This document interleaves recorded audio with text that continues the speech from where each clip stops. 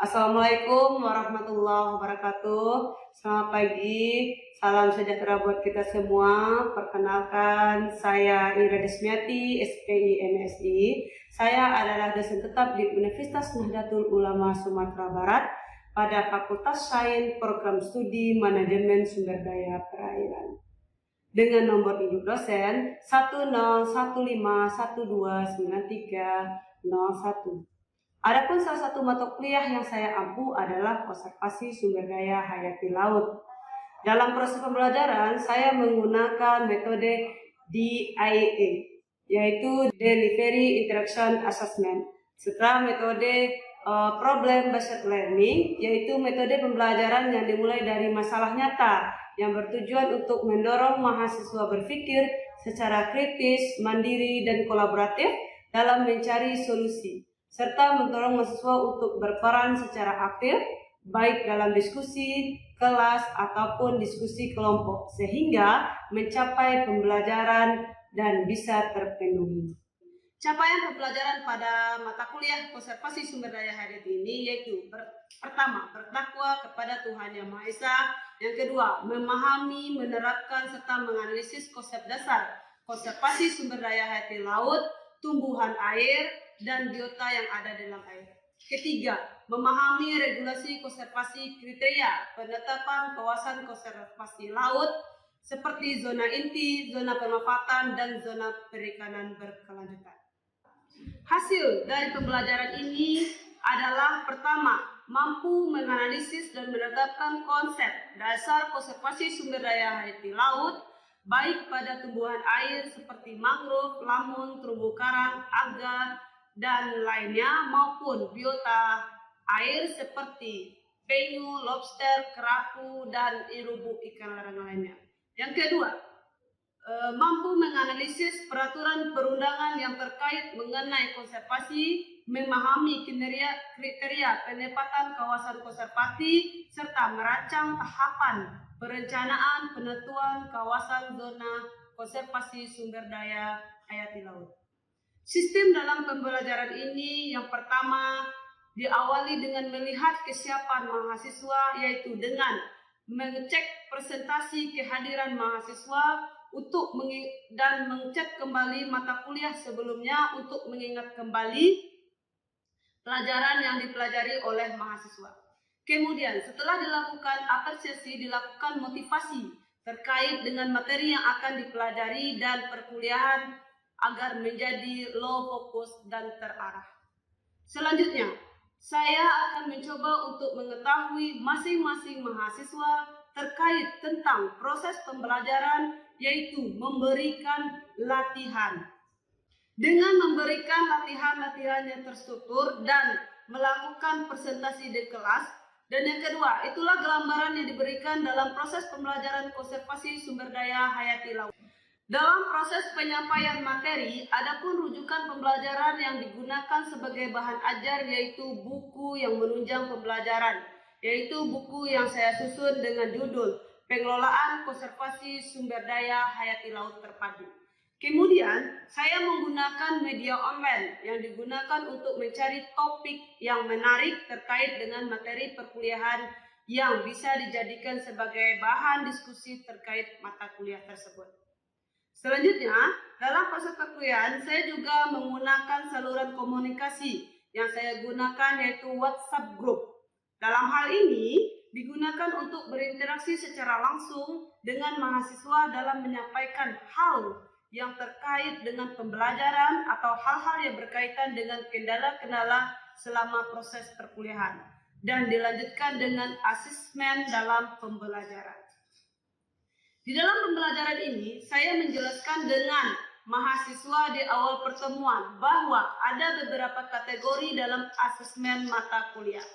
Yang pertama dengan melakukan bobot-bobot aspek penilaian, yaitu ujian tengah semester 20%, ujian akhir semester 20%, tugas 20%, kehadiran 20%, keaktifan mahasiswa 10%, serta kuis 10%. Selanjutnya, saya akan menampilkan proses pembelajaran saya di kelas untuk mata kuliah konservasi sumber daya hayati laut dengan judul Kriteria Kawasan Konservasi. Selamat menyaksikan. Saya akhiri. Wallahul muwaffiq illa aqwamil thoriq. Wassalamualaikum warahmatullahi wabarakatuh.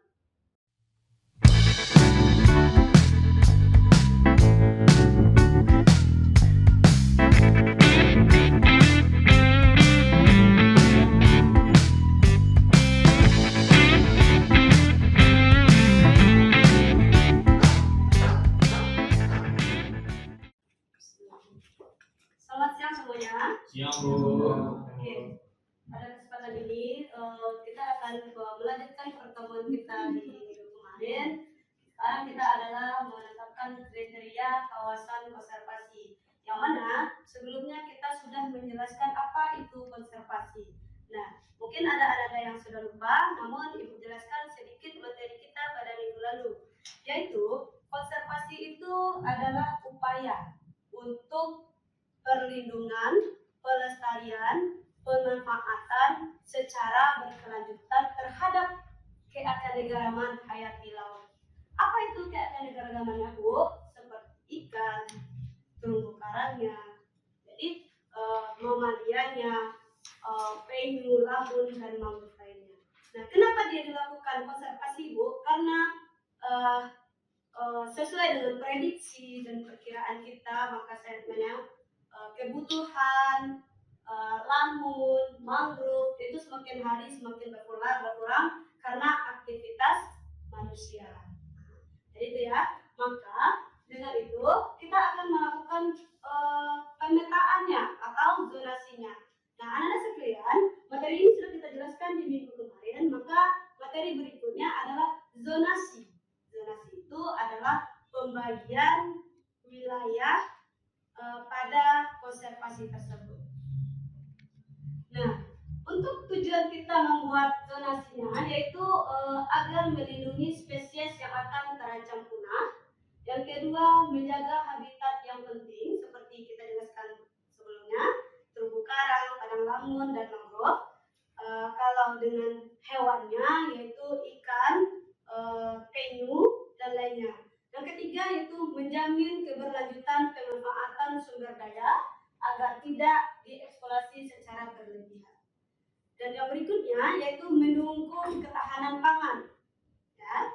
Dan yang terakhir yaitu mengurangi dampak negatif dari aktivitas manusia. Nah, sebelum kita menetapkan zonasi-zonasi atau kawasannya, ada beberapa kriteria untuk jenis dan komunitasnya. Yang pertama, kita lihat dulu kekhasannya, ciri khasnya di situ apa. Contoh, kita mau membuat konservasi mangrove, sedangkan yang tumbuh di sana bukan mangrove gitu.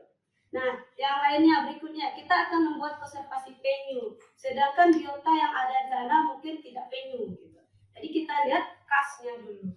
Terus kita lihat berikutnya terancam. Apakah biota yang akan kita buat ini akan terancam punah untuk berikutnya? Nah, itu yang akan kita lihat. Dan yang berikutnya yaitu kegunaan. Kegunaannya itu baik untuk biotanya maupun kita. Kita tentunya untuk membuat konservasi itu kita harus tahu kegunaannya bagi masyarakat. Bagi masyarakat menguntungkan atau tidak. Yang penting yang jelas itu menguntungkan karena dengan adanya konservasi maka akan ada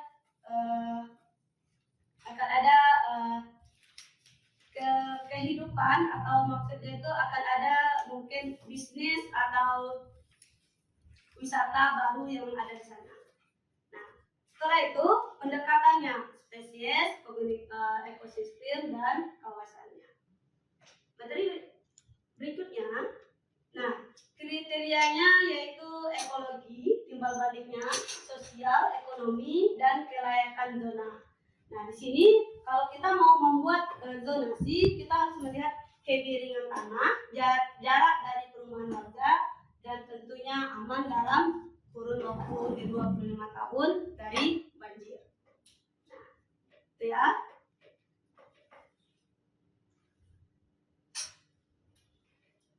Nah, sebelum kita membagikan itu, ada yang ingin bertanya? Ada? Biasa? Kenapa perlu dilakukan konservasi? Mengapa dilakukan konservasi? Nah, yang pertama yaitu melindungi keanekaragaman hayati laut yang akan terancam punah. Yang kedua yaitu keseimbangan ekosistem. Keseimbangan ekosistem, misal di daerah sini kita mau melakukan konservasi penyu karena di Pariaman sudah mulai terancam punah. Maka akan kita lakukan konservasi penyu di pantai atau selat di pesisir selatan. Jadi supaya ada keseimbangannya.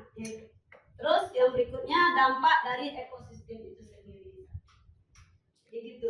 Nah setelah itu, Bu, kalau begitu ada nggak pembagiannya? Ada. Pembagian zonasinya ada. Jadi kita lihat pembagian zonasinya apa saja.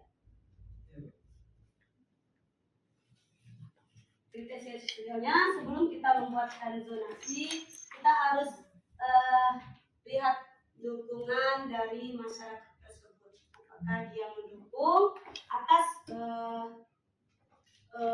apa rencana yang akan kita buat. Yang kedua yaitu tingkat kebersihan lingkungan pada kawasan konservasi.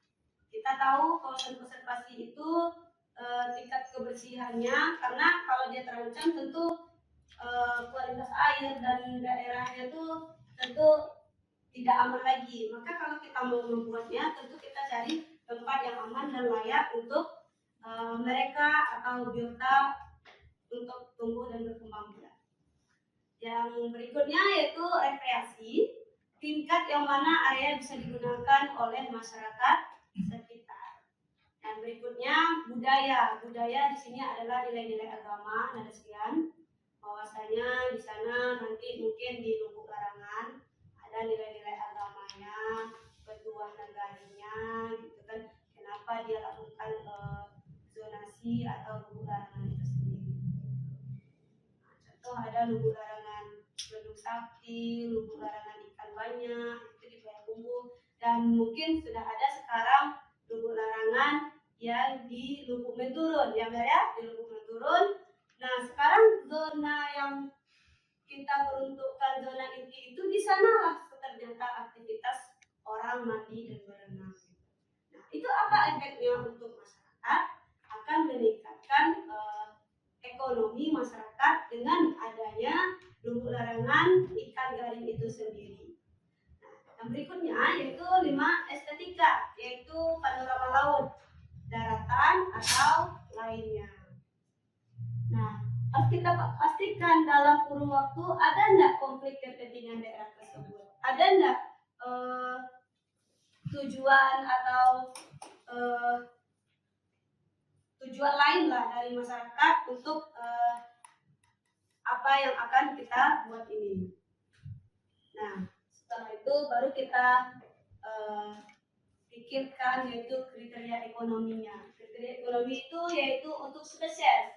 Untuk spesies ini yaitu tingkat terkait tentang nilai penting pada spesies atau komunitas tertentu yang ada di suatu area yang akan kita buat lubuk larangannya atau zonasinya. Yang kedua yaitu kepentingan tentunya untuk perikanan pada nelayan dan ukuran hasil perikanannya. Dan yang ketiga yaitu ancaman laut, yaitu perubahan lingkungan yang mengancam nilai secara keseluruhan bagi manusia. Nah, berikutnya keuntungan ekonomi, yaitu upaya perlindungan akan mempengaruhi ekonomi lokal dalam jangka waktu panjang. Jadi, Anda semua, untuk kita membuat zonasi itu bukan anggaran untuk kita tahun ini aja, tapi dalam waktu panjang. Karena kita akan membuat zonasi itu adalah membuat tempat baru, tempat habitatnya, contohnya penyu. Dia itu kan tinggal di laut nih, akan kita pindahkan ke konservasinya di alam. Dia akan bergabung atau selalu melihat ancaman dari luar atau dari manusia. Jadi itu tuh tidak mudah Anda semua, tidak cepat waktunya. Jadi kita kita harus melihatkan untuk keuntungan ekonomi dan keberlanjutannya harus dalam jangka waktu panjang. Berikutnya yaitu pariwisata, nilai potensi daerah yang ada pada saat ini untuk pengembangan pariwisata. Tutup dulu. Oke. Berikutnya baru kita masuk ke penetapan kawasan konservasi tersebut. Nah, penetapannya ini akan kita lihat pembagian zonasinya. Mana biasanya pembagiannya terdapat 3 bagian saja.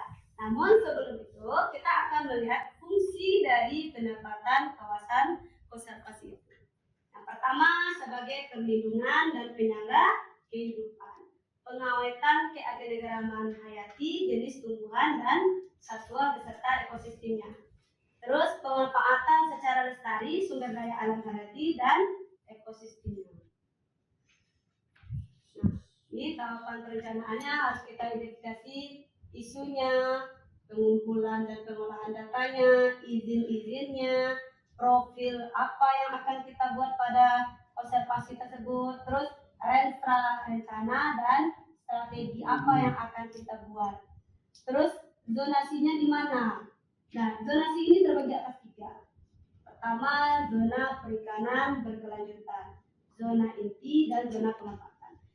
Nah, jadi pendapatan kawasan konservasi ini dia tidak selalu berurutan atas 3 zona itu. Nah, setelah itu baru penyusunan pengelolaan calon kawasan konservasinya, terus rencana aksi calon kawasan konservasinya. Nah, pertama yaitu zona inti. Zona inti ini adalah zona atau kawasan yang dilarang segala aktivitas, baik aktivitas manusia maupun aktivitas ikan yang lain. Karena di zona inti ini, contoh, kita akan membuatkan suatu konservasi ikan, ya, konservasi ikan ya. Nah, kita pastikan dulu ikannya di situ ikan apa. Jadi dia ini zona konservasi ini adalah kawasan konservasi yang dilarang segala aktivitas, baik itu pengambilan tumbuhannya, pasir, batu, terumbu karang, dan hewan lainnya di dalam itu dilarang. Karena di sini adalah tempat pemijahan dan pengasuhan anak ikan untuk tempat berkembang biak dan mencari makan. Jadi dirumuskan peruntukannya ada 4. Perlindungan mutlak, tidak bisa diganggu gugat ya. Terus alur migrasi pada biota laut. Terus perlindungan ekosistem pesisir yang unik dan rentan terhadap perubahan. Berikutnya perlindungan siklus budidaya atau yang nilai tradisional. Yang keempat yaitu pendidikan. Nah, di zona inti ini saya sengaja penjelasannya pada lubuk larangan. Namun pada gambar ini akan kita jelaskan di keadaan di laut. Nah, ini contohnya adalah zona inti. Zona inti itu segala tumbuhan, hewan, dan apa yang ada di dalam itu dilindungi dan tidak boleh diganggu gugat karena di sini adalah zona alami. Jadi, Anda semua, zona inti ini adalah zona istimewa, yaitu segala biota atau tumbuhan yang ada dalam ini tidak boleh diganggu. Nah, berikutnya yaitu zona perikanan berkelanjutan. Nah, di zona ini nampak dalam gambarnya adalah nelayan yang sedang menangkap ikan. Yang sedang menangkap ikan. Di sini zona perikanan berkelanjutan ini adalah zona yang diperbolehkan menangkap ikan dengan syarat alat tangkap atau pancing yang digunakan itu dengan ramah lingkungan. Nah, tidak boleh menggunakan bom atau peledak, tidak boleh menggunakan pukat harimau. Jadi harus secara berkelanjutan. Nah, ukuran mata jaring untuk menangkap ikan di zona perikanan berkelanjutan ini juga disesuaikan. Makanya kadang tuh di kelompok nelayan akan dilakukan pengawasan mengenai alat tangkap. Jadi boleh kita nangkap di sini dengan alat yang ramah lingkungan. Nah, ini seperti gambarnya ya. Nah, ini penjelasan pada ini. Ya. Nah, diperuntukkan yaitu perlindungan habitat dan populasi ikan, menangkap ikan dengan alat dan cara ramah lingkungan, budidaya yang ramah lingkungan, dan pariwisata serta rekreasi juga boleh di sini.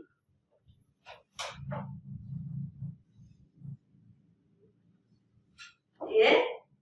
Nah, berikutnya yaitu zona pemanfaatan. Di zona pemanfaatan ini yaitu zona untuk wisata, wisata laut seperti kita mandi, seperti kita snorkeling, main apa namanya tuh? Yang kayak surfing.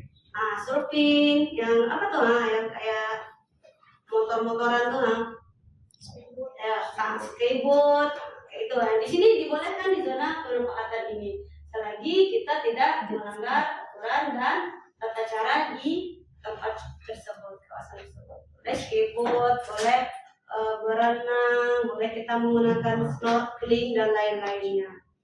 Nah, tentu untuk zona pemanfaatan ini kita juga harus memperhatikan kebersihan lingkungannya. Jadi Anda semua ada 3 zona tadi. Yang pertama zona apa? Zona inti. Zona inti digunakan untuk apa? Adalah zona untuk pemijahan, zona alami, dan tidak boleh dilakukan aktivitas manusia, aktivitas apapun. Karena di situ adalah zona pengasuhan induk dan zona perlindungan. Yang kedua tadi adalah zona perikanan. Perikanan itu adalah zona yang dibolehkan menangkap ikan dengan alat yang cara ramah lingkungan. Ya, tidak boleh menggunakan peledak, bom atau yang lainnya. Ya, yang rehannya. Setelah itu adalah zona terakhir, zona pemanfaatan. Ya, zona pemanfaatan ini adalah zona rekreasi. Boleh kita melakukan aktivitas wisata. Apa aja aktivitas wisata? Surfing, snorkeling, skateboard. Jadi seperti itu ya zona wisata. Jadi ada pembagian atas 3 zona itu tersebut. Nah, setelah kita akan mempelajari materi ini, materi berikutnya yaitu kita baru memperhatikan tentang konservasinya secara identik. Minggu depan kita akan mempelajari tentang konservasi ya. Konservasi. Untuk itu Ibu jelaskan sekilas dulu materi kita mengenai konservasi itu sendiri ya. Oke. Nih, ini adalah isi absennya dulu ya. Nah, ini adalah materi yang akan kita pelajari minggu depan, karena hari ini kita sudah mempelajari tentang zonasinya ya. Catat ya. Ini adalah gambaran tentang penyu. Nah, di sini nanti kenapa kita perlu melakukan konservasi penyu, kenapa penyu harus dilindungi, dan kapan adanya penyu. Nah, ternyata ada juga loh hari penyu. Nah, ini akan kita bahaskan di minggu depan. Namun, sebelum kita membahaskan ini anak semua, Ibu akan memberi tugas kepada anak semua bahwasanya tolong Ananda cari isu-isu terbaru mengenai penyu. Ya, catat ya. Isu-isu terbaru mengenai penyu pada daerah Ananda masing-masing. Enggak? Misal Habi berada di Pariaman, cari Pariaman. Hardy Boy dia berada di Pasaman, cari isu-isu apa yang terdapat penyu di Pasaman. Terus yang berikutnya yaitu mungkin Margopal, ya Margopal. Nah itu cari nanti mungkin Margopal di pesisir selatan. Mungkin ini contoh tempatnya ya. Kita cari isu apa yang ada di sana dan apa pembaharuannya yang ada. Nanti akan kita diskusikan di minggu depan. Sampai di sini untuk tugas sudah jelas atau ada yang ingin ditanyakan? Sudah. Sudah. Oke ya, sudah jelas ya, kita akan mendiskusikan tentang konservasi penyu di minggu depan. Baiklah, absennya udah? Sini. Kasih ini.